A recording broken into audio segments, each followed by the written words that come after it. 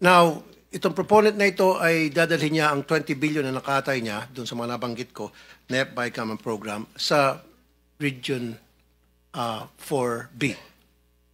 Na kung saan ang regional director doon ay isang nagngangalan Mr. Gerald Pakanan,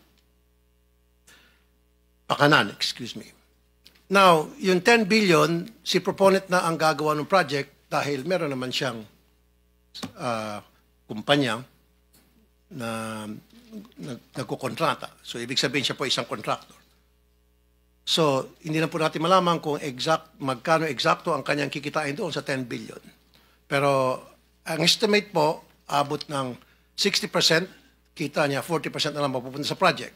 Ano mangyayari po doon sa 10 billion na titira? Siyempre, kukunin po yun ni Mr. Pakanan.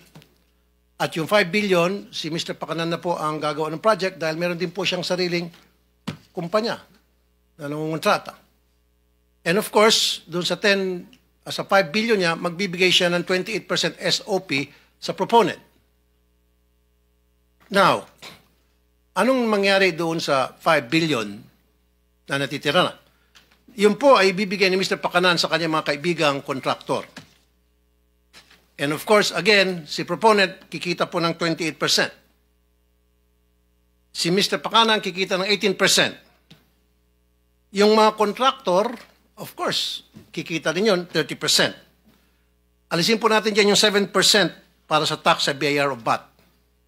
At meron pa pong 3.5% para sa tinatawag na EAO, Engineering and Administrative Overhead. Kasama po dyan bids, awards committee at kung ano na pa.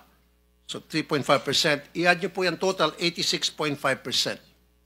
Magkano lang po napupunta sa project?